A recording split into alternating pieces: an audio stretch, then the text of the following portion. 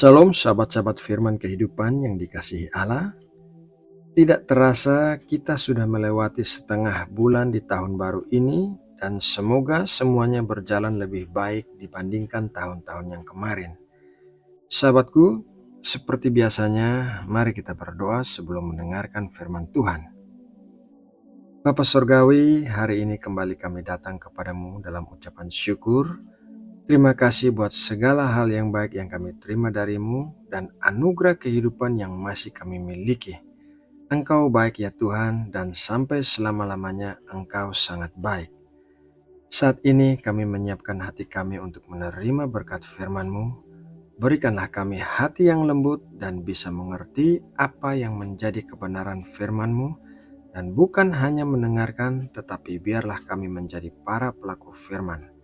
Terima kasih ya Bapa, kami berdoa dan mengucap syukur di dalam nama Tuhan Yesus Kristus.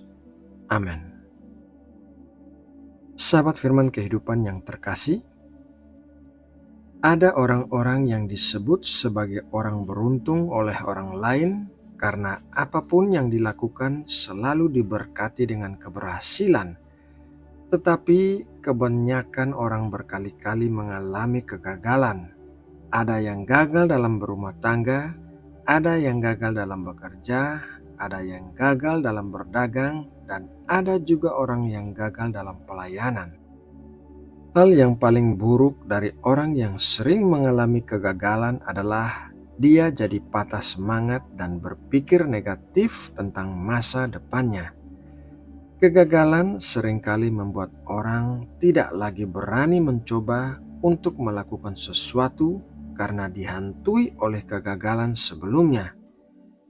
Firman Tuhan memberitahukan kita demikian dalam Amsal 24 ayat 16. Sebab 7 kali orang benar jatuh, namun ia bangun kembali, tetapi orang fasik akan roboh dalam bencana.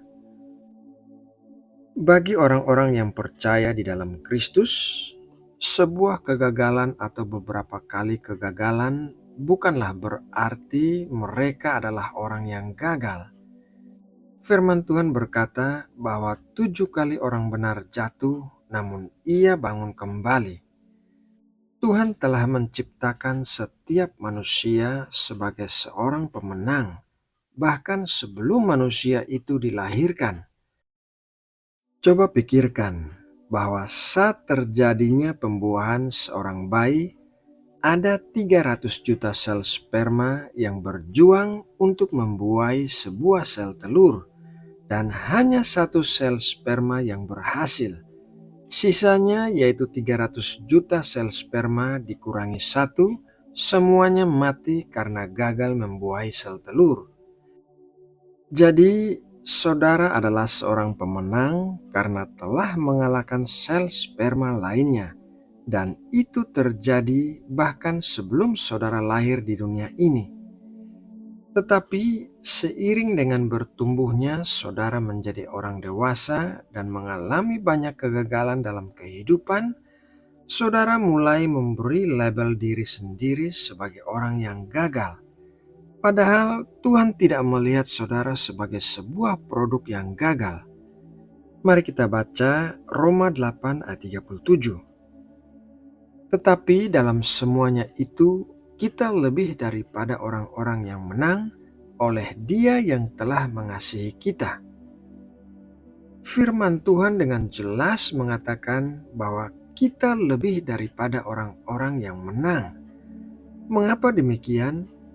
Karena kita memiliki Roh Kristus, yaitu Allah pemenang yang ada di dalam kita. Kita bukanlah orang-orang lemah yang mudah dikalahkan oleh sulitnya kehidupan, tetapi seperti halnya burung Raja Wali, kita memakai badai sebagai daya ungkit agar kita bisa terbang lebih tinggi lagi. Beberapa kegagalan dalam kehidupan bukanlah sebuah cap bahwa kita adalah seorang yang gagal. Kita hanya gagal apabila kita berhenti berusaha, dan berhenti berusaha adalah sebuah pilihan yang buruk. Selama kita tidak pernah berhenti berusaha, maka akan selalu ada harapan bahwa keadaan akan membaik. Sebuah kisah tentang Ribka yang tercatat dalam Alkitab merupakan kisah tentang orang yang berhasil karena ia menolak untuk berhenti meskipun mengalami hal yang sulit. Kisah tentang Ribka bisa kita baca dalam Kejadian 24. Diceritakan bahwa Abraham mengutus orang kepercayaannya untuk pergi ke negeri tempat kelahiran Abraham untuk mencari istri bagi Ishak anak Abraham. Hamba Abraham itu membawa 10 ekor unta, dan karena ia takut salah memilih istri bagi Ishak, maka ia meminta tanda dari Tuhan bahwa anak perempuan yang akan memberinya air minum dan juga memberi air minum kepada 10 ekor untanya, anak perempuan itulah yang dipilih Tuhan untuk menjadi istri Ishak. Disinilah ia bertemu dengan Ribka yang sedang pergi menimba air di sumur. Ribka memberi hamba Abraham minum air dari sumur dan juga memberi semua unta-untanya minum air. Ini bukanlah sebuah pekerjaan yang mudah karena Ribka harus bolak-balik ke sumur menimba air dalam jumlah yang banyak. Tetapi Ribka berhasil menyelesaikan tugas itu dan akhirnya dipilih untuk menjadi istri Ishak. Apabila Ribka berhenti sebelum tugas memberikan air minum itu selesai, maka ia tidak akan dipilih untuk menjadi istri Ishak. Orang yang menolak untuk berhenti meskipun mengalami kesulitan-kesulitan pasti akan menikmati keberhasilan dalam hidupnya.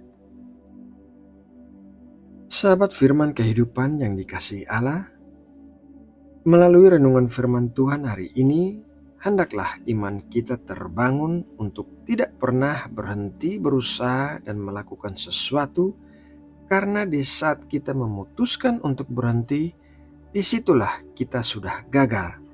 Ingatlah bahwa kita adalah para pemenang sebagaimana Tuhan telah menciptakan kita. Nah, sahabatku, demikianlah renungan firman Tuhan hari ini. Semoga renungan ini dapat menjadi berkat dan kekuatan yang membangunkan iman kita kepada Kristus. Mari kita berdoa menutup saat teduh kita. Tuhan Allah kami yang penuh kasih, kami bersyukur atas berkat firman-Mu yang baru saja kami terima, dan kiranya firman-Mu tertanam dengan baik di dalam setiap hati yang baik, sehingga firman-Mu menjadi terang dan kekuatan bagi kami. Ya Tuhan, kami berdoa bagi setiap orang yang sedang mengalami kesulitan dan masalah di dalam hidup mereka. Kiranya tangan-Mu sendiri yang menolong dan melepaskan mereka dari semua permasalahan yang sedang dihadapi. Kiranya terjadi mujizat dan terobosan yang dialami oleh setiap orang yang hatinya tertuju kepadamu. Terima kasih ya Bapa. Di dalam nama Tuhan Yesus Kristus, kami berdoa dan mengucap syukur. Amin.